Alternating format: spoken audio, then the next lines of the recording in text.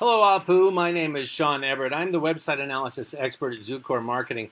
Thank you so much for talking with Megan. She sent your website over to me for analysis, so that is what I'm going to do now. Just so you know, in this video, I'm going to show you how you can get more customers online by using the website you already have. Now, I'm going to show you a few things that you can implement right away. I'll also be showing you one of your local competitors so that you can see the numbers on how they are beating you online and what you can do to turn the tables, beat them online. Now, the first thing I want to tell you is that you have an adequate website. It doesn't blow me away, and I'll tell you why. I don't know if this looks familiar to you. Let me see here. This is, I'm going to reload your website. This lovely graphic for Roof Express is also one that I saw earlier today for this company in, I can't remember where they are and I can't see it so small, but this one is, oh yeah, no, this one is in Phoenix and this one is in, where? Anyway, oh, it's in LA. It's in like Bellflower. So, yeah, there we go. Bunch of websites, and I think it's because they're all like a template that GoDaddy has, which is fine. Nothing wrong with using a template. You need to fill it out more. You need to flesh it out more at the very least, because yours at least goes away from this photo, excuse me, and shows your guys working. That is exactly what you want. You want that to be more impressive, expressive about who you are as a company. Now, after I look at your actual website, there is something else I do. I go and I look at this paid tool here. It's called Ahrefs. Now, it gives me a bunch of the metrics of your site. It shows me the numbers about how it's been working and how it has not been working. Now, you built this website with the expectation that it would become something that brought you customers and eventually put money in your pocket. And here is what it's given you in the last 2 months. 0 traffic. No visitors have come to your site as a result of a Google search. Now, they may have come to you for some other service, but like Yelp or something, but through Google, no one. So that is a problem. I'm going to show you why. You probably already know. You're in the Bay Area. Google is the monster. They're the gorilla in the search world. Now, I did a Google search for San Francisco, California roofer, and this is what I found. And the reason that I'm showing you this is because Google is responsible for 96% of your traffic. So not having any traffic through Google is huge because that means you're missing 96% of what you could have. And most people don't know how Google works. So describing to you how it works will be one step towards your being able to utilize it in a way that is useful to your company. Because not using it is just, it's just not great for your business at all. Now, and I don't work for Google. I don't care anything about Google or their profits or anything like that. I'm just telling you the way it is. Now, I'm going to tell you how Google works, but I'm going to explain it by way of explaining this results page, San Francisco, California roofer. And I'm going to explain to you that every step of the way there is something called the Google algorithm. And that algorithm is something that determines the placement of absolutely everything. I'm going to show you. Now, up at the top here, we have what they call the sponsored listings. Those are actually paid. I don't know why Google decided to call them sponsored. I guess that makes it sound like they're, helping out the Little League team or something, but they're not. It's just paid. Now, underneath that is what we call the map pack. And the reason that is because it's attached to this lovely map of San Francisco. There we go. Because people do like to hire local. If it was me, I would want a roofer in San Francisco versus one over in, San Jose or in Berkeley or somewhere. Now, these folks did something that these folks down here did not do, and that is they filled out a Google Business Profile. Now, the Google Business Profile is like any other online profile, like Facebook or anything else. They ask you a bunch of questions. And this one's about your business. What year did you start your business? What are your opening hours? There's a bunch of tick boxes, and it's going to make you prove that the site that you're writing to them about is your own. Now, this is a great place to be. If you do this actual task thoroughly enough and precisely enough, Google could reward you with this space up near the top of a Google search. And there is money at the top of a Google search. Let me scroll down a little bit further. This was the first thing that the algorithm wants you to do, by the way. It wants you to prove to Google that you are serious about your business and that you're serious about using Google to help you. Now, number 2 in that is content. And I'm going to show you what I'm talking about. Now, this is a list, this is a list, this is a list. The very first contractor I come across, roofing contractor, is San Francisco Roofing. Here is their website. I'm going to show you your website again, and I'm going to do this. I'm going to copy and paste everything from your homepage into this word counter. Oh, that's not right. That didn't work at all. Let me try that again. Copy and paste. Come on, baby. There we go. Roof Express. 334 words. Now I'm going to do the same with their website and do the same copy and hopefully have a better result than the first time. There we go.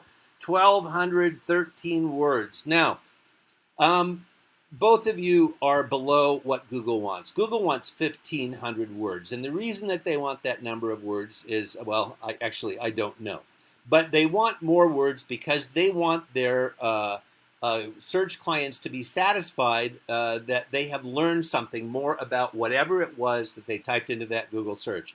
And whether that be about oceanography, whether that be about roofers, whatever, Google figures that 1,500 words is the minimum number of words necessary to educate one of their search clients about something that they typed into a search window. Now, so you actually have a bit of a ways to go in the like 1,200. But all the time, you want to be mindful of the fact that as people begin to understand how Google works, they're going to put 1,500 words in. And if you only have 1,500, I saw some sites today with 2,200 words in them that looked just great. They weren't like crowded with words.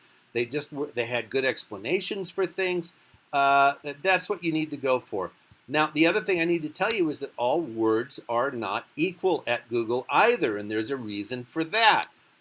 Have you ever wondered about why you type something into, like, say you want a San Francisco roofer and you don't end up at a dairy farm in Wisconsin? Well, the reason is because of keywords.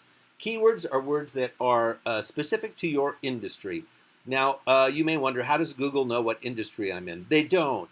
But the algorithm knows what sites come up based upon what searches, and they know what sites are interrelated in that way. So you and your competitors' websites contain keywords.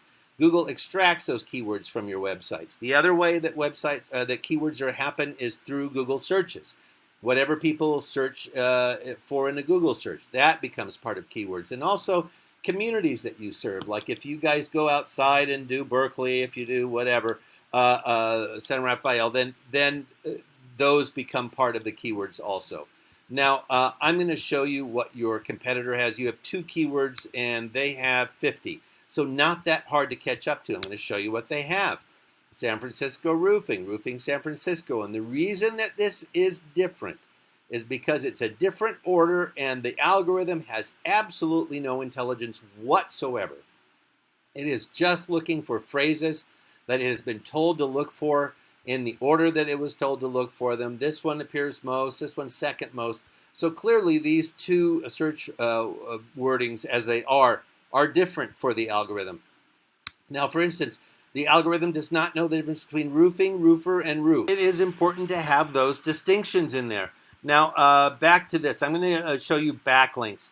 Backlinks is where your site appears on somebody else's website.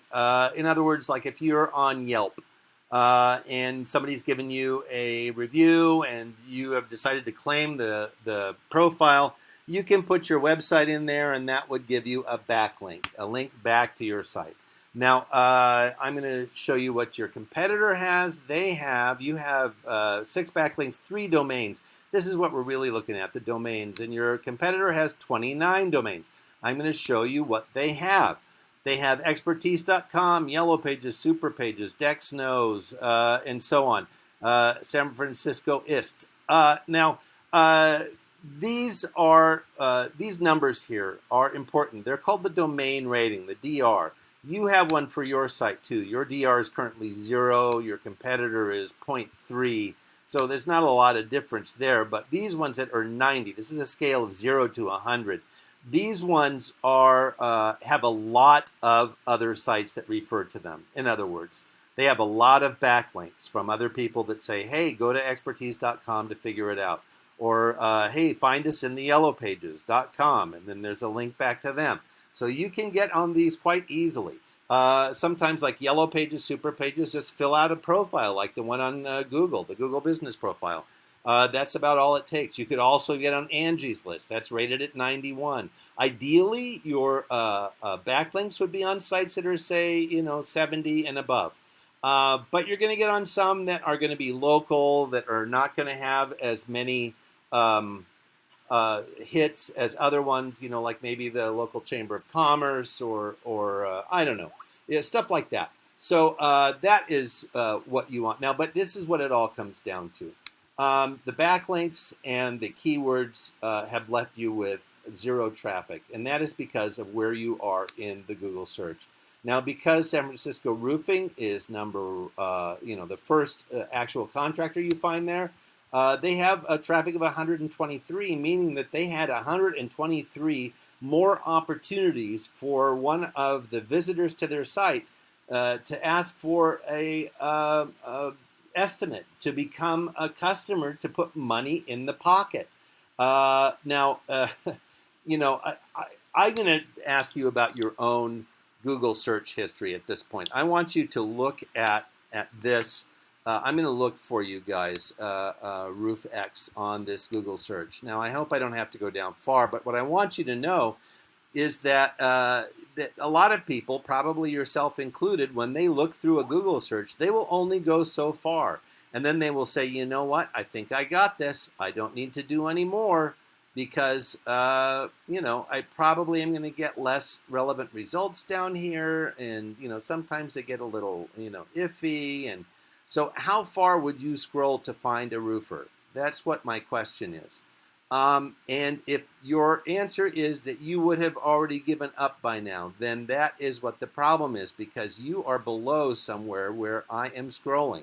I've gotten to the bottom of page 4. It says more results, and I don't have any more place to scroll. All is not lost, and I'm going to tell you what I'm talking about. To summarize, we talked about the Google Business Profile, which is here next to the map pack. We talked about keywords. We talked about backlinks, and these are things that you can implement right now if you wanted to. Now, we can also help you make these changes with the goal of getting you more new customers, because that's what it comes down to. Now, Megan will be following up with you to get some feedback from you about the ideas that I've discussed in this video, and I just want to, I hope that I have been helpful to you, and I thank you so much for your time. You have a great rest of your day, and keep on putting on great roofs.